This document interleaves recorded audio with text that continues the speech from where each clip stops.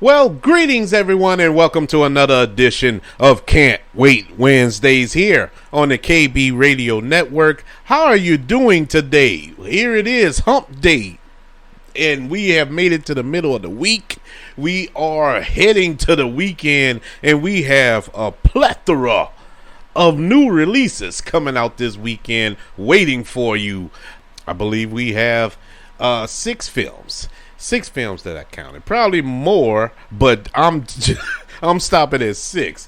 But we have something for everybody here. I don't think nobody has an excuse for, oh man, there's nothing to watch, there's nothing to go see. There's something for everyone this weekend, and I'm excited for a few of them here, and I'm beating my head against the wall to see who's going to be the sacrificial lamb, because I want to see a vast majority of these, if not all.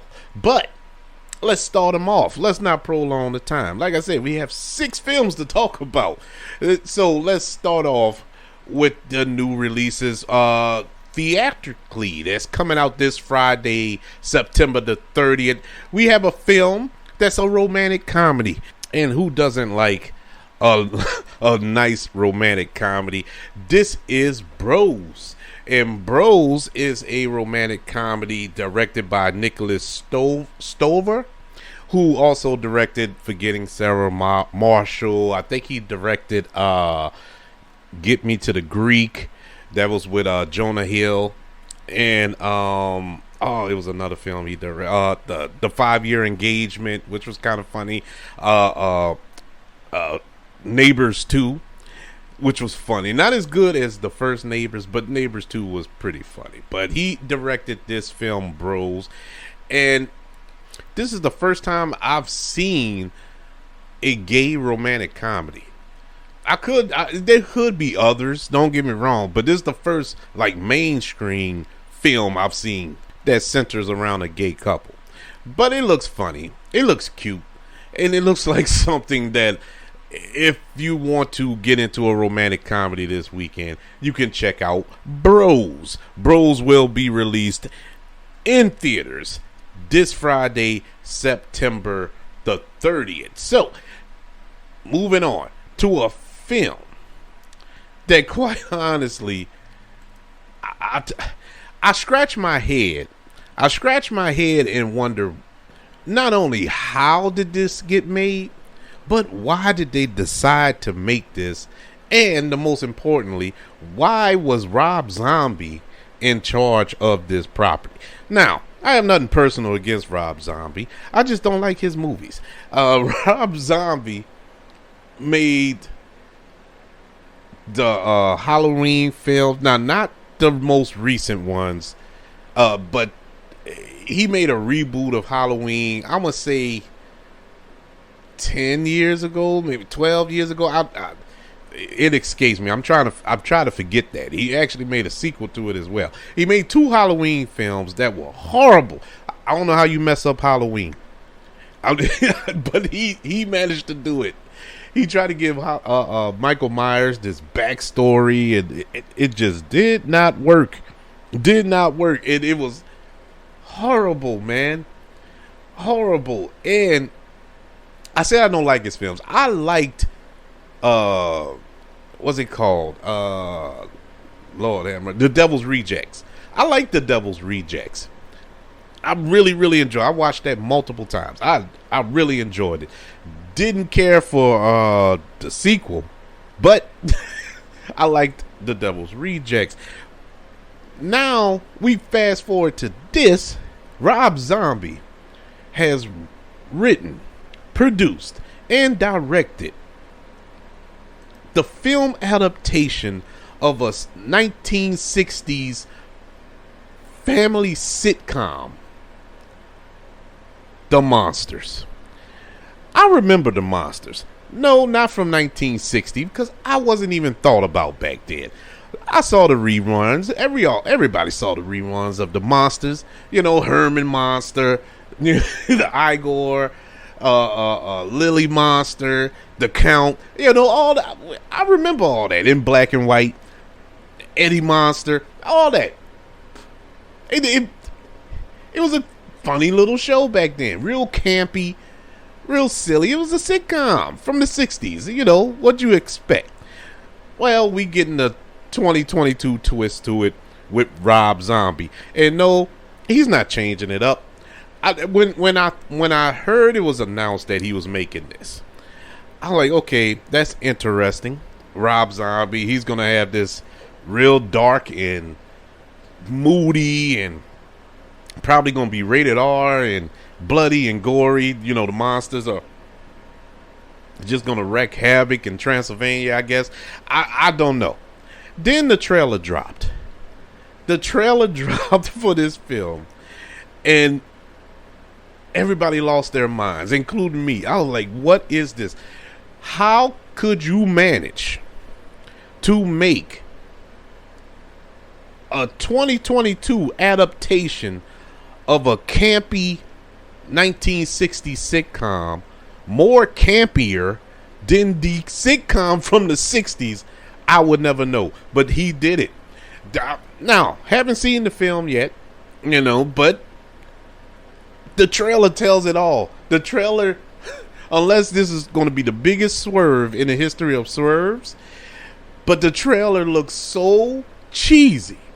This is, and you may wonder why I'm talking about this on Can't Wait Wednesday. Why am I so-called excited for this? Because it looks so bad. I feel like I have to watch this. I feel like there's no other option but to watch this film. The monsters of stars Jeff Daniel Phillips, Sherry Moon Zombie, of course Rob Zombie's wife, and Daniel Roebuck as the family. And this is a prequel to the sitcom. So this is the prequel to everything that took place in the 1960s sitcom where Herman meets Lily and I guess they're dating and whatnot. It looks like, it just looks ridiculous. But I'm going to watch it, and I know going in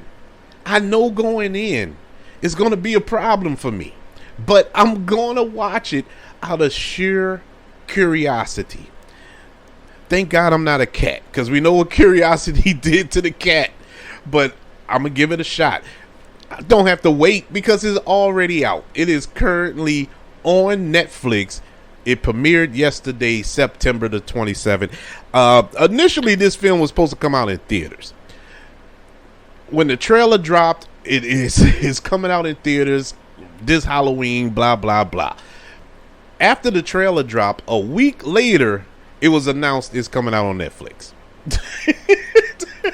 It was the backlash from that trailer. The studio, whatever studio, I think it was Universal, they just dumped it. They sold it to Netflix. Here, y'all can have it. I don't care what y'all do with it.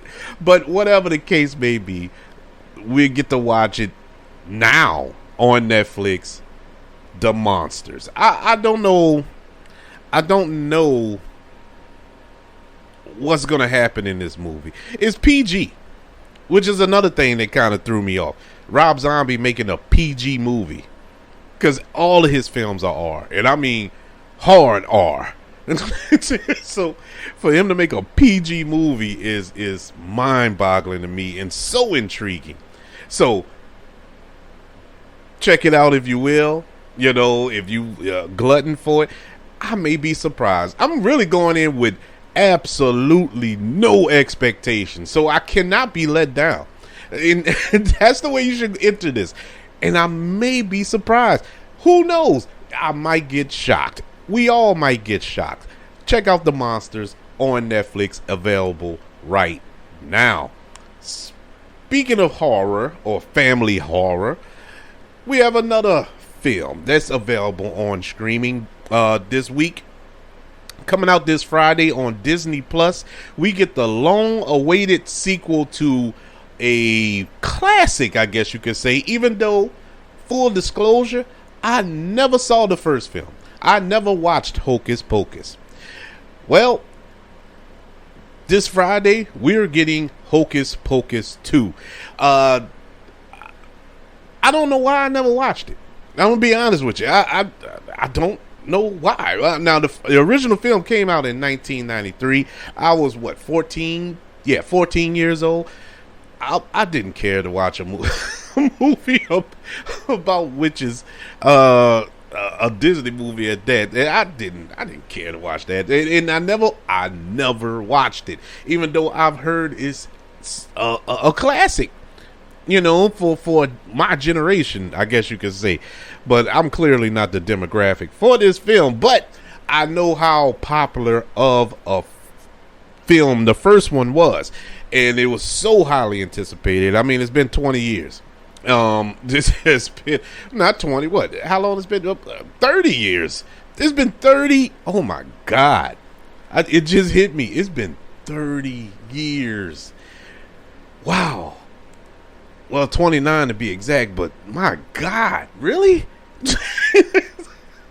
Wow, y'all hearing this in live time, in real time here. I'm having a anxiety attack. In fact, because I remember when this movie came out. I remember when this movie came out. I thought it felt like it was yesterday. Well, anyways, we're getting a sequel for a 30-year-old film, but we got a sequel to a 40-year-old film earlier this year, and it's shaping up to be one of the best films of the year, and that was Top Gun Maverick. So it doesn't hurt to go to the well. But Hocus Pocus 2 is an upcoming American supernatural comedy directed by Ann Fletcher. And returning, that's one of the alluring factors of this film. Returning to the cast, we have Bette Midler, Sarah Jessica Parker, and Kathy Najee. I can never get her name right. As well as Doug Jones. The premise of this film. In 2022, 21 years after the events of the first film, 3 high school students must work together to stop the Sanderson sisters, who have returned to present-day Salem. Yeah, like I said, I don't know. I don't know anything about it. I might, if I have time, I might watch the first film. I know it's on Disney Plus right now. I might watch it so I can watch the second one here. Because once again, I know it's a popular film. And it looks interesting. It looks funny. It looks cute. And the first one did, to be honest with you. I just never watched it. But it is going to be available on Disney Plus this Friday, September the 30th, just in time for Halloween. Speaking of Halloween and scary movies, we have another scary movie that's coming out this Friday. This one is going to be released in theaters, and that is Smile. Smile looks freaky. This film looks real freaky, and it is a American supernatural horror film written and directed by Parker Finn in his feature film directorial debut, and it stars Soaky Bacon. Who's Soaky Bacon? And I know it sounds like some wet pork, but no, Soaky Bacon is the daughter of Kevin Bacon. Yes, and she is the star of this film. And the premise of this film: after witnessing a bizarre traumatic incident involving a patient, Dr. Rose Cotter starts experiencing frightening occurrences that she can't explain. As an overwhelming terror begins taking over her life, Rose must confront her troubling past in order to survive and escape her horrifying new reality. The thing that got me with the trailer was the fact that everybody has this poo eating grin. You know, it is the freaky. You never thought you can get a smile to look freaky or scary. You know, people has a smirk that's disturbing. You know, them creepy looking people, but just a smile. A smile is supposed to symbolize the most happiest emotion that you can display. But take Hollywood to turn that right on his head. This looks disturbing, and I'm all for it. Smile will be released in theaters this Friday, September the 30th. Yes, man. reminding us that Halloween is right around the corner. We getting some of these horrors, and it's going to amp up in the weeks to come. So get ready for that. But let's get away from a little horror. Let's get away from the theaters, because our next two films will be available on streaming. This one here is available on Apple TV Plus this Friday, September the 30th, and it is a interesting film, to say the least. Not just because of the premise of this film, which is mind-boggling within itself that somebody would come up with this premise, but when you sit back and think that this is a actual true story, it blows my mind, and I cannot wait to see this film. And it is the greatest beer run ever, and it stars Zac Efron, and this is an American biographical war action comedy drama film co-written and directed by Peter Farrelly, who directed his last directorial effort was The Green Book, which he won an Academy Award for. But if you want to go deeper into his filmography, he also directed Dumb and Dumber, There's Something About Mary, Me, Myself, and Irene, and so on and so forth. Those screwball comedy films. And this is based on a true story, and this is a very interesting plot. The plot is, in 1967, John Donahue was a 26-year-old U.S. Marine Corps veteran working as a merchant seaman when he was challenged one night in a New York City bar. The men gathered had lost family and friends in the ongoing war in Vietnam. One friend proposed an idea many might deem preposterous. One of them should sneak into Vietnam, track down their buddies in combat, and give each of them messages of support from back home, and maybe some laughs and beer, which he did. This is a actual true story that when I saw the trailer, and when they flashed based on true events, and I finished watching the trailer, I'm like, this can't be, this is a lie. And I actually looked it up, did a little research, and now, wait, this actually happened.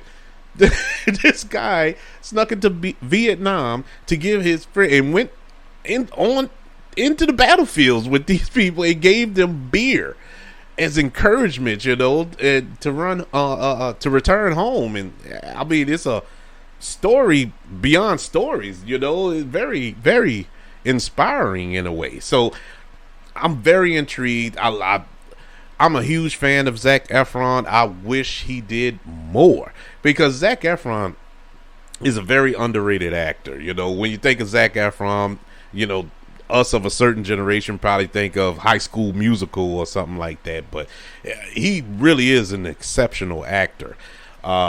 Didn't too much care for the remake of Firestarter from earlier this year that he starred in, but I don't fault him for that. But he is a real good actor, and he's actually pretty funny. If you've seen him in Neighbors, he is hilarious in Neighbors. What else is there? Bad Grandpa, which is a bad movie, but I liked him in it. and many others. 17 again. A lot of films, and he is real good. And this looks like a film that he could possibly now be in some award contention. I think he's going to bring comedy but yet levity to this role, and I'm excited to see him in it. The film also stars Russell Crowe and Bill Murray, and hey man, well, Bill Murray is a frequent collaborator with Peter Farrelly, having worked with him on Kingpin, and I am excited. He also had a slick little cameo in Dumb and Dumber, the sequel to Dumb and Dumber, or is it Dumb and Dumber? I don't even know how to say it because it's not even a word, but that was the name of the movie. He had a sneaky little cameo that you didn't see his face, but that was him. I'm not going to spoil it for nobody in case you haven't seen it, or you've seen it and you didn't know he was in it. Watch it again, and I bet you can pinpoint where it is, and you're gonna be like, really? That's Bill Murray. But anywho's, yeah, it looks very interesting, and I can't wait to watch it this Friday on Apple TV Plus. The greatest beer run ever. All right, let's end our can't wait with a film that I think is going to cause a lot of controversy for a lot of people.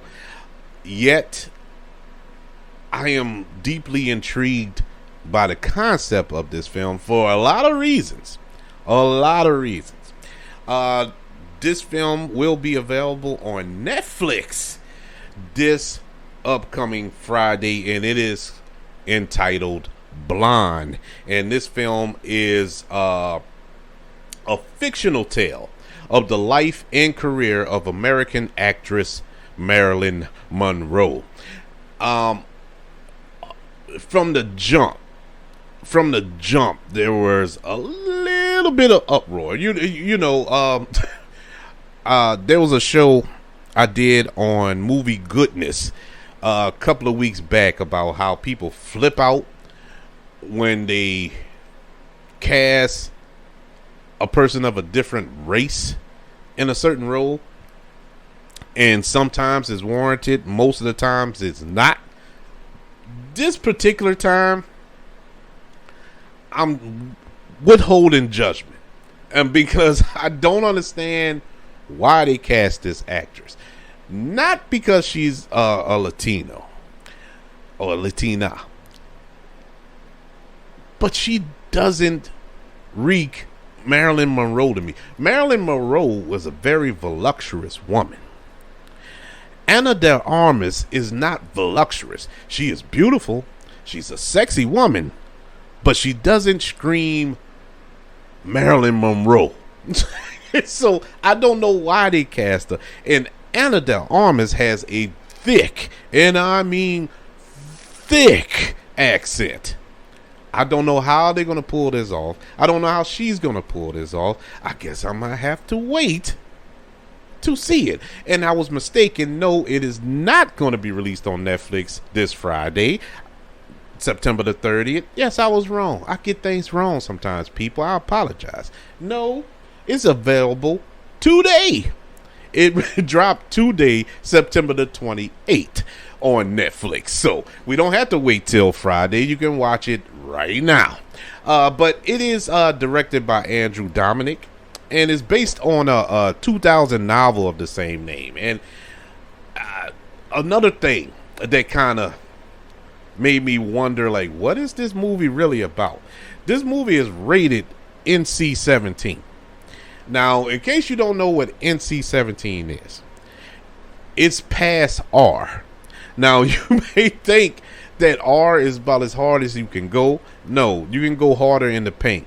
NC-17 is, no children should watch this movie. Rated R, children can watch it with a guardian or parent. NC-17 means nobody, and I mean nobody under 17 is allowed to watch this film. Even though we all know that kids under 17 is going to watch this simply because they put NC-17 on it. But that got me intrigued. I'm like, what are they going to be doing in this film? I mean, it's a movie about Marilyn Monroe. I don't know all. I'm not a great historian in the sense of knowing everything Marilyn Monroe did in her life. So I don't know. But my God, if it's going that hard in the paint, yeah, you have my interest. The film also stars Adrian Brody, Bobby Cannavale, and Julianne Nicholas. I'm interested to see this. I really am. Because I like Ana de Armas. I like her in everything she's in. You know, going back to Knives Out, to No Time to Die. I even liked her in The Gray Man. You know, she's good in everything she's in. But how is she going to play Marilyn Monroe, who a lot of people hold up on a pedestal? This is This is going to be interesting. She better not drop the ball because people going to come for her neck.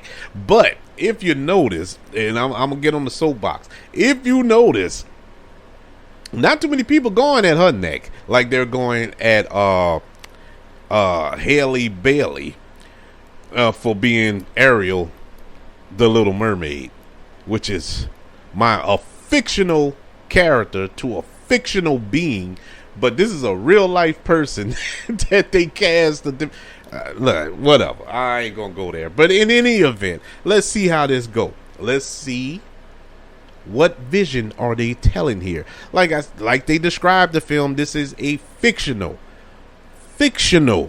tale or take on the life of Marilyn Monroe. So we're in complete fantasy land here, people. This isn't a verbatim biographical film.